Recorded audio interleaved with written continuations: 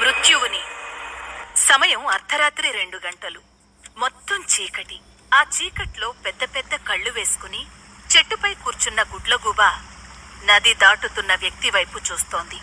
రమణ ఆంధ్ర మరియు తెలంగాణ ప్రాంత సరిహద్దుల్లో ఉన్న కృష్ణా నదిని దాటుతున్నాడు. ఆ ప్రదేశం చాలా నిశ్శబ్దంగా ఉండడం వలన నీళ్లు ప్రవహిస్తున్న శబ్దం చాలా క్లియర్గా వినిపిస్తోంది.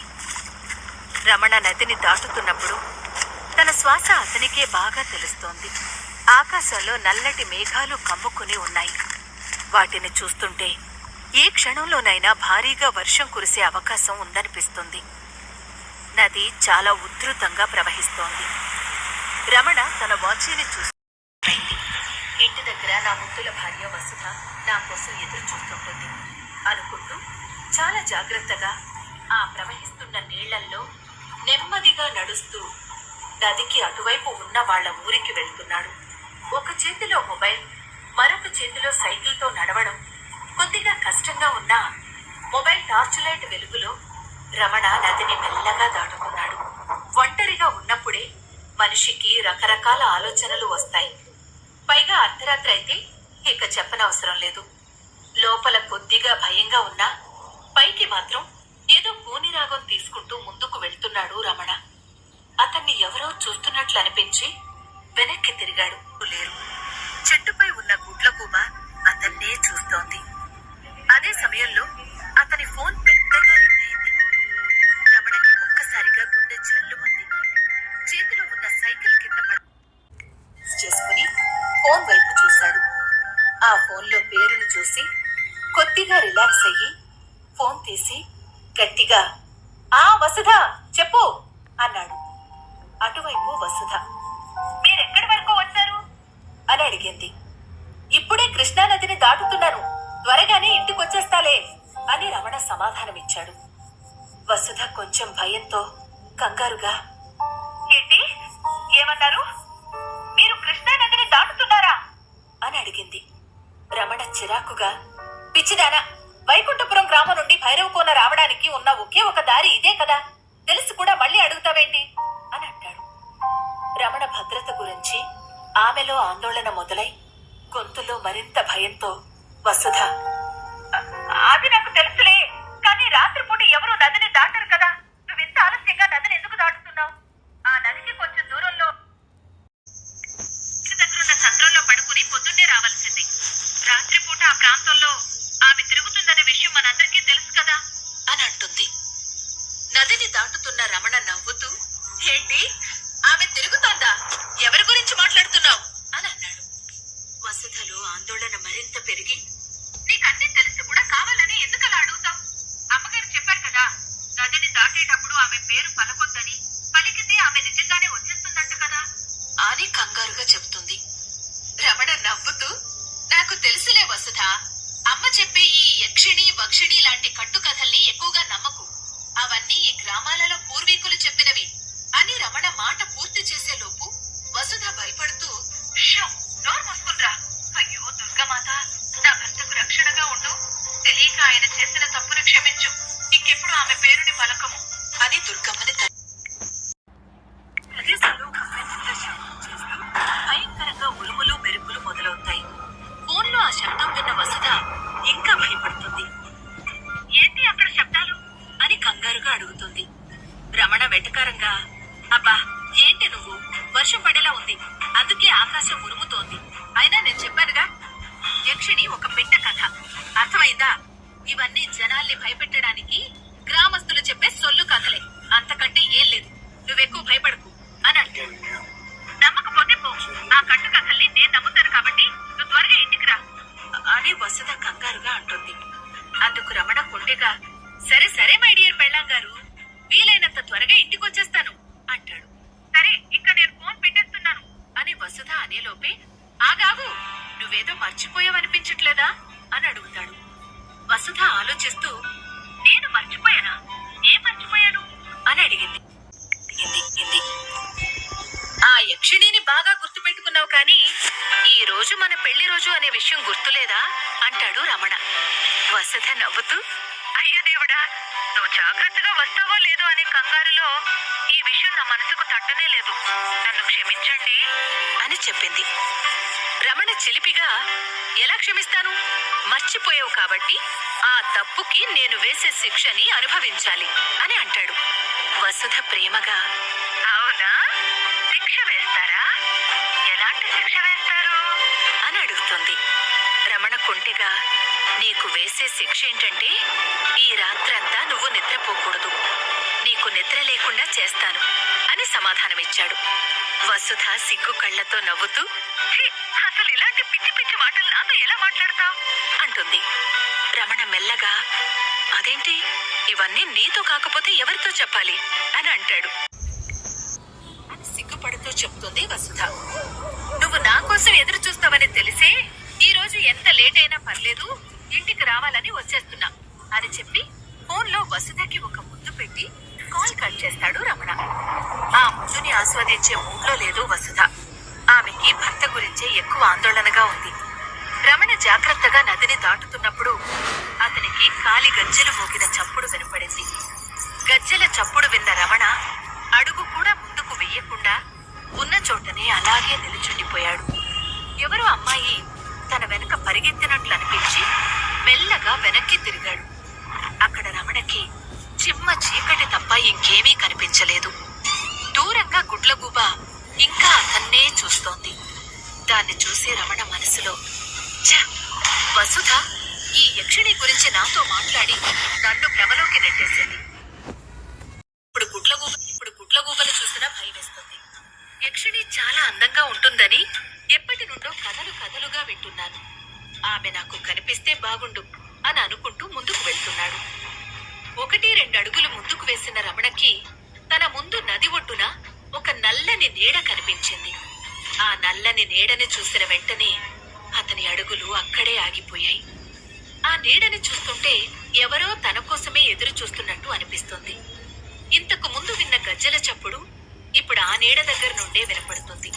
ఆ ప్రదేశం మొత్తం మత్తెక్కించే మల్లెపూల వాసనతో నిండిపోయింది.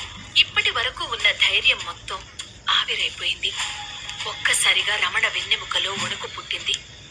అలా వణుకుతూనే, కొంపతీసి వసుధ మాట నిజమవ్వలేదు కదా. అతని కాళ్ళు చేతులు చల్లబడ్డాయి. గుండె వేగంగా కొట్టుకోవడం మొదలైంది. తనకి ఏం చేయాలో అర్థం కావట్లేదు. ధైర్యాన్నంతా కూడగట్టుకుని ఆ నీడని చూస్తూ, ఎవరది, ఎవరున్నారు అక్కడ అని మెల్లగా అనిపిస్తాడు. అటు నుండి ఏ సమాధానమూ రాదు. అప్పుడతను మెల్లగా వెనక్కి తిరిగి గుడ్లగూబ ఉన్న చెట్టు వైపు చూస్తాడు. కానీ అక్కడ గుడ్లగూబ లేదు. అప్పుడే ధడేమని ఒక పెద్ద మెరుపు వస్తుంది. ఆ మెరుపు వెలుతురులో ఆ నీడలో ఉన్న మనిషిని చూసి అతని గుండె ఒక క్షణం కొట్టుకోవడం ఆగిపోతుంది. రమణ వణికిపోతూ చేతిలో ఉన్న మొబైల్ టార్చ్ని ఆ నీడ వైపు వేస్తాడు. అక్కడ నది ఒడ్డున ఒక అందమైన అమ్మాయి నిలబడి ఉంది. 5 అడుగుల 2 అంగుళాల ఎత్తున్న ఆ అమ్మాయి వయసు 25 సంవత్సరాలుండొచ్చు. ఆ అమ్మాయి పొడవైన మెడవంపు, గులాబీ రేకులాంటి పెదాలు ఏ మగాడినైనా రెచ్చగొట్టేలా ఉన్నాయి.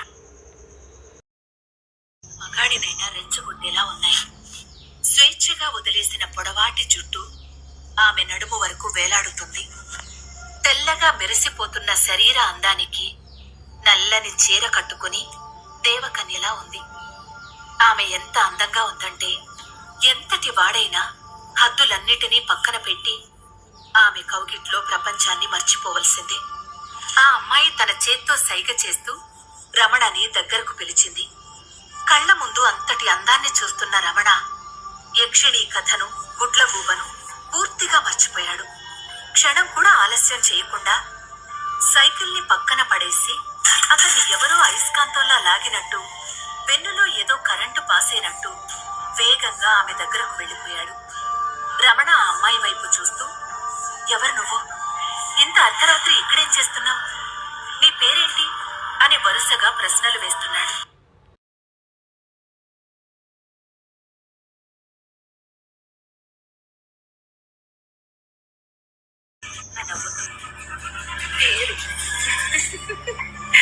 పేరులో ఏముంది? చేసే పని గురించి మాట్లాడుకుందాం అని రమణ కళ్ళల్లోకి చూస్తూ అంటుంది. పనా? ఏం పని అని అడుగుతాడు రమణ. కళ్ళతో ఆ అమ్మాయి అతనితో అదే పని. నువ్విప్పుడు ఇంటికి వెళ్ళి నీ భార్యతో కలిసి చెయ్యబోయేది. ఆమెని రాత్రంతా నిద్ర లేకుండా ఉంచాలనుకుంటున్నావు కదా, మరి నాకు నిద్ర లేకుండా చెయ్యగలవా? నీలో అంత సత్తా ఉందా అని అడుగుతుంది.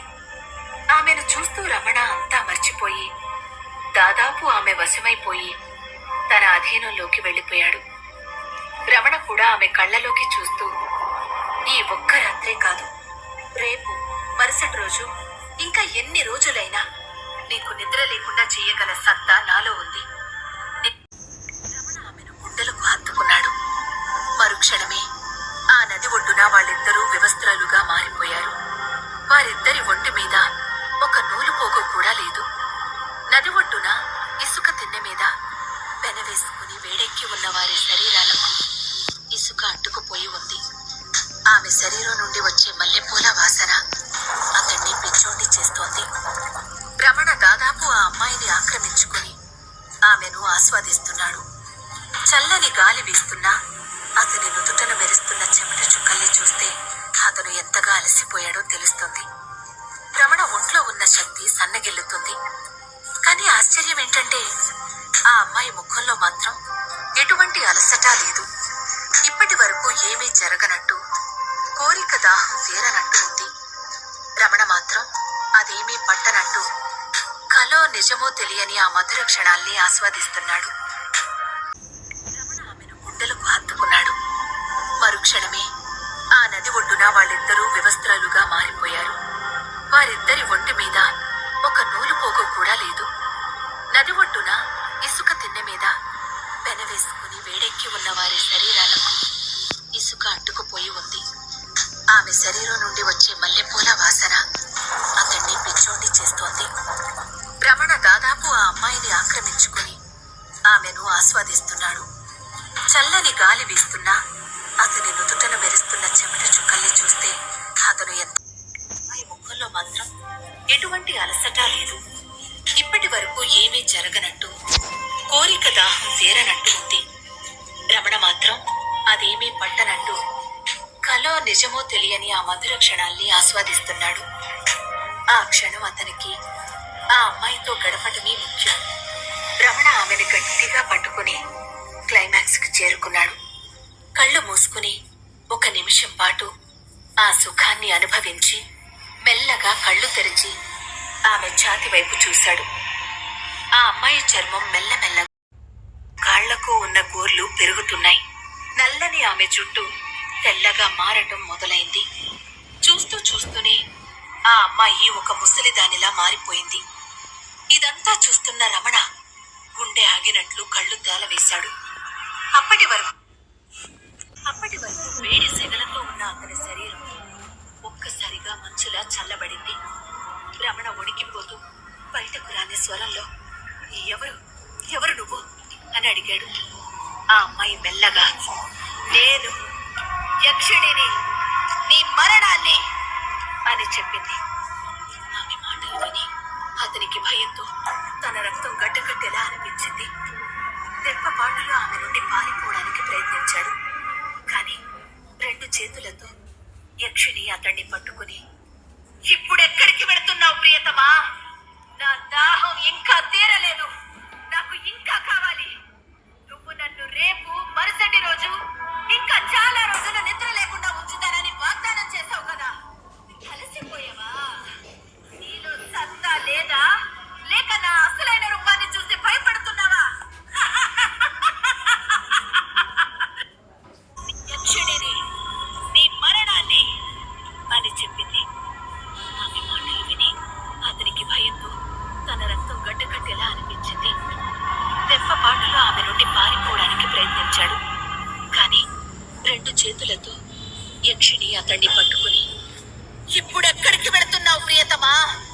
నా దాహం ఇంకా తీరలేదు, నాకు ఇంకా కావాలి.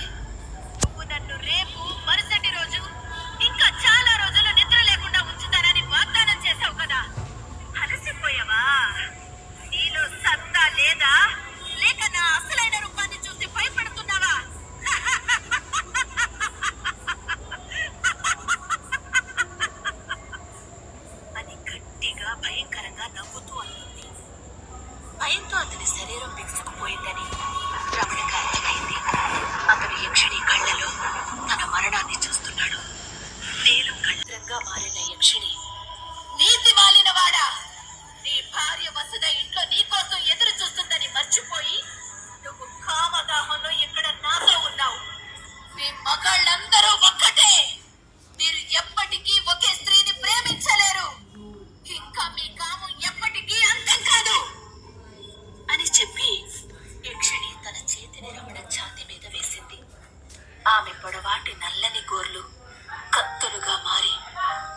ఛాతీలోకి గుచ్చుకుంటున్నాయి. లేదు, వద్దు, దయచేసి నన్ను వెళ్ళనివ్వు. రమణ భయంగా బాధతో అరుస్తున్నాడు. ఆ మెరుపుల శబ్దాలలో అతని కేకలు ఏమాత్రం వినపడటం లేదు. రేయ్ మగాడా, సత్తా ఉన్న మొగుడా, చూపి నీ సత్తా ఏంటో ఇప్పుడు చూపి అని యక్షిణి రాగం తీస్తోంది. యక్షిణి తన పదునైన గోళ్లను రమణ ఛాతీలోకి బలంగా దించుతుండగా కత్తులుగా మారి అతని ఛాతీలోకి గుచ్చుకుంటున్నాయి. లేదు, వద్దు, దయచేసి నన్ను వెళ్ళనివ్వు. రమణ భయంతో పాటు బాధతో అరుస్తున్నాడు. ఆ మెరుపుల శబ్దాలలో అతని కేకలు ఏమాత్రం వినపడటం లేదు. రేయ్ మగాడా, సత్తా ఉన్న మొగుడా, చూపి నీ సత్తా ఏంటో ఇప్పుడు చూపి అని యక్షిణి రాగం తీస్తోంది. యక్షిణి తన పదునైన గోళ్లను రమణ ఛాతీలోకి బలంగా దించుతుండగా మేఘాలు చిక్కబడి ఇంకా చీకట్లు కమ్ముకోవడం మొదలైంది. వాళ్ళు ఉన్న చోట ఒక సుడిగుండంలా ఆకాశం నుండి గాలితో కూడిన వర్షం మొదలైంది. అతని శరీరంలోని రక్తం యక్షిణి గోర్ల ద్వారా ఆమె శరీరంలోకి ప్రవహించడం ప్రారంభమైంది. రక్తం ఆమెలోకి ప్రవహించే కొద్దీ యక్షిణి యవ్వనంగా ఇంకా బలంగా మారిపోతోంది. యక్షిణి ఇప్పుడు తిరిగి యవ్వనంగా అందంగా మారిపోయింది. కానీ రమణ శరీరం మాత్రం ఒక్క చుక్క రక్తం కూడా లేని ఎండిపోయిన తెల్లని మృతదేహంగా మారిపోయింది. అతని గుండె మాత్రం ఇంకా కొట్టుకుంటూనే ఉంది. యక్షిణి రక్తంతో తడిచిన తన చేతిని రమణ ఛాతీ నుండి తీస్తూ అతని చెవిలో రహస్యంగా, అందమైన మృత్యువుని నేను, మృత్యువుని నేను అని పాడుతుంది. యక్షిణి రమణ గుండెని అతని శరీరం నుండి బయటకు లాగింది. ఆ గుండెని తీసుకుని కురుస్తున్న వర్షపు చిలుకుల్లో గుడ్ల గుబలా మారి అదృశ్యమైంది.